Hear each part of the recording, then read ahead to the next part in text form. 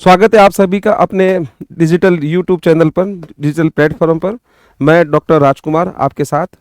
तो विशेष रूप से यदि अपन बात कर रहे हैं कि आज आप समझ रहे होंगे कि जो मेरे पीछे जो बैकग्राउंड दिया हुआ है, महाराणा प्रताप। महाराणा प्रताप एक इतिहास के बड़े ही प्रतापी राजा रहे। महाराणा प्रताप को राजस्थान का इतिहास ही नहीं, पूरे भारत का इतिहास जानता है। कर्नल जेम्स टोड ने भी महाराणा प्रताप की काफी प्रशंसा की है। यहाँ तक कि जब हम महाराणा प्रताप की बात करते हैं तो महाराणा प्रताप जब भी किसी विद्यार्थी के नाम आता है तो वो हल्दी घाटी युद्ध को कैसे भूल सकता है। ये वही तो महाराणा प्रताप है जिसने अकबर की इच्छा पूरी नहीं होने दी। क्योंकि अगर अकबर मुगलों का एक महान राजा है जिसने लगभग पूरे हिंदुस्तान को जीता हो, एक महाराणा प्रताप ही तो था जिसने उसकी अधीनता स्वीकार नहीं की। जब भी अकबर दरबार में कहता था कि आज मैंने हिंदुस्तान को जीत लिया है, मैं आज हिंदुस्तान का बादशाह हूं, शायद उस बात के लिए आपके जो महाराणा प्रताप है उसको पूरी नहीं होने देना था। ऐसे कहते हैं कि जब भी आप महाराणा प्रताप की बात करते हैं तो महाराणा प्रताप के साथ कई ऐसे राइटर हैं जो महाराणा प्रताप का सपोर्ट करते हैं। उसमें आप नाम सुनते होंगे पृथ्वीराज राठौड़, आप नाम सुनते होंगे दुर्सा आडा।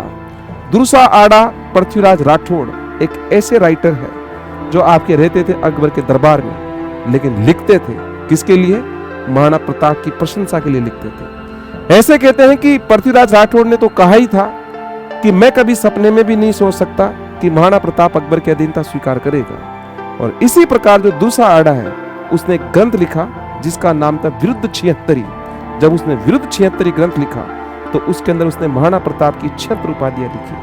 और पृथ्वीराज राठौड़ जिस प्रकार से महाराणा प्रताप की प्रशंसा करता है तो हमारे चूरू के एक आधुनिक इतिहासकार जिनका नाम कन्हैयालाल सेठिया, और कन्हैयालाल सेठिया तो कहते ही हैं अपने ग्रंथों के माध्यम से, उन्होंने कई ग्रंथ लिखे, लीलटास लिखा, धरती दोरारी लिखा, पाथल पीथल लिखा।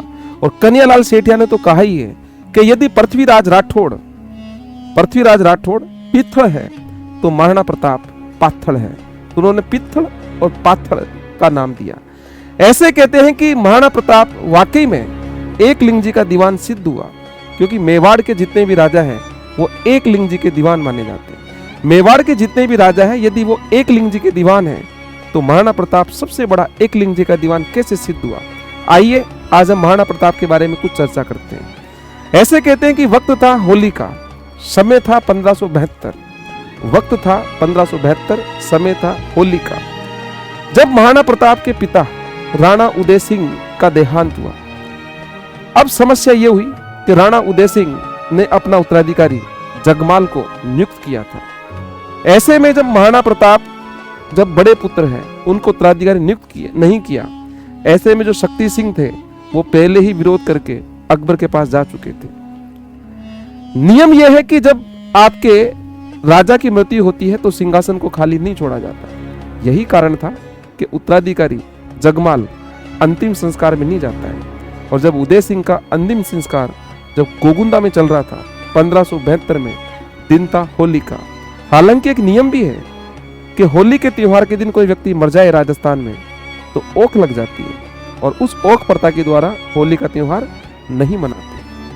खैर जो भी हो, वो एक संस्कृति की बात है। लेकिन जब वहां दरबार में सभी लोग उपस्थित थे और जहां जब अंतिम संस्कार में सभी लोग उपस्थित थे, मेवाड़ के जो प्रथम श्रेणी के ठिकाने 16 के राजा वहां उपस्थित थे। महाराणा प्रताप के ननिहाल पक्ष सोनगरा, जालोर से जिनका नाम आता है अखेराज सोनगरा, मानसिंह सोनगरा, कृष्णदास चुंडावत, सलूम्बर, जो मेवाड़ के 16 ठिकानों में सबसे प्रतापी ठिकाना माना जाता है, जब वहां सभी के सब उपस्थित थे। ऐसे में अखेराज सोनगरा जो आपके प्रताप के नाना थे, उन्होंने सभी रियासतों एक सवाल पूछा कि जिस प्रकार से मेवाड़ की स्थिति है, जिस प्रकार से मेवाड़ की स्थिति चल रही है, मेवाड़ पर लगातार मुगलों के आक्रमण हो रहे हैं, मेवाड़ की स्थिति थोड़ी सी नाजुक है। अकबर जिस प्रकार से अपना साम्राज्य का विस्तार कर रहा है, अकबर ने 1572 तक आमेर को अपने अधीन कर लिया था। 1569 में रणथंभौर युद्ध में बूंदी के सुरजन सिंह हाड़ा को हरा दिया था। 1570 नागौर दरबार के द्वारा बीकानेर के कल्याणमल अधीनता में आ चुके थे। जैसलमेर के राजा हरराय सिंह भाटी अधीनता में आ चुके थे। लगातार चंद्रसेन संघर्ष कर रहा था जोधपुर से, लेकिन मोटा राजा उदय सिंह कहीं न कहीं अकबर का साथ दे रहा था। ऐसे में यहां उपस्थित लोगों ने प्रश्न उठाया, क्या वाकई में 1572 में अब जो राजा बनना चाहिए वो जगमाल सिंह को बनना चाहिए या प्रताप को बनना चाहिए? क्या आज राजस्थान या मेवाड़ को प्रताप की जरूरत है या जगमाल सिंह की? ऐसे में सभी लोगों ने एक आवाज में कहा कि महाराणा प्रताप की जरूरत है। यही तो कारण है कि महाराणा प्रताप का प्रथम राज तिलक गोगुंदा में कर दिया गया। महाराणा प्रताप का राज तिलक गोगुंदा में कर दिया गया। ये एक डंका था अकबर के विरुद्ध कि हम कुछ लोग एकजुट हो रहे हैं, तुम्हारी अधीनता में हम नहीं आ सकते। इस बात का सबसे बड़ा प्रमाण यह है कि महाराणा प्रताप ने जब 1573 में अपना विधिवत राज तिलक करवाया कुंभलगढ़ में, तो वहां उसने उन लोगों को बुलाया जो कहीं ना कहीं अकबर के विरोधी थे। जैसे जोधपुर के राजा राव चंद्रसेन को बुलाया, कहीं ना कहीं सुल्तान देवड़ा सिरोही, उससे भी महाराणा प्रताप के अच्छे संबंध हुए। एक बात तो स्पष्ट है, अकबर अपनी सुलह कुल की नीति के द्वारा कोशिश ये कर रहा था कि प्रताप उसके अधीन आए। यही तो कारण था कि अकबर ने महाराणा प्रताप को अपने अधीन करने के लिए एक नहीं, दो नहीं, पूरे 4 प्रयास किए। जानते होंगे कि 1572 में जब अकबर ने जलाल खान कोर्ची को भेजा तो वो अधीनता का प्रस्ताव ठुकरा देते हैं। 1573 में जब मान सिंह आते हैं, जून का महीना था, यहां पर मान सिंह तो बड़े गुस्से में चले गए थे, क्रोधित होकर के। 1573 सितंबर के महीने में भगवंत दास को भेजा गया। दिसंबर का महीना टोडरमल को भेजा गया, लेकिन चारों के चारों राजदूत असफल रहते हैं। और इस असफलता के बाद एक युद्ध होता है इतिहास का, 1576 हल्दी घाटी युद्ध, जिसको हमारे कई इतिहासकार कहते हैं 21 जून 1576। जी हाँ, यह हल्दी घाटी युद्ध तो था जिसमें रक्त बहे। यह हल्दी घाटी युद्ध तो था जिसमें मानव क्या, घोड़े क्या, हाथी भी लड़े। तभी तो हमारे इतिहासकार रणछोड़ भट्ट ने अपने ग्रंथ अमर काव्य वंशावली में कहा कि यह युद्ध नहीं है, यह हाथियों का युद्ध है, यह रक्तताल का युद्ध है।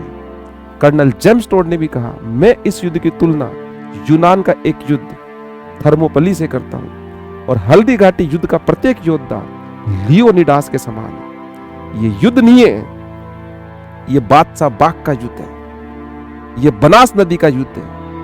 A.L. श्रीवास्तव ने भी इस प्रकार की बात हमें बताई। यहां तक कि बदायूनी, जो इस युद्ध को अपनी आंखों से देखता है, तो बदायूनी भी कहता है कि युद्ध नहीं है, गोगुंदा का युद्ध है। अबुल फजल इस युद्ध को कहते हैं यह खमनोर का युद्ध है। ऐसा एक इतिहास का एक भयंकर युद्ध जिसे हम लोगों ने कहा। तो इस युद्ध की बात मैं यहां तक ही करता हूं, इसके आगे की बात मैं आपको अगले पार्ट के अंदर बताऊंगा। धन्यवाद।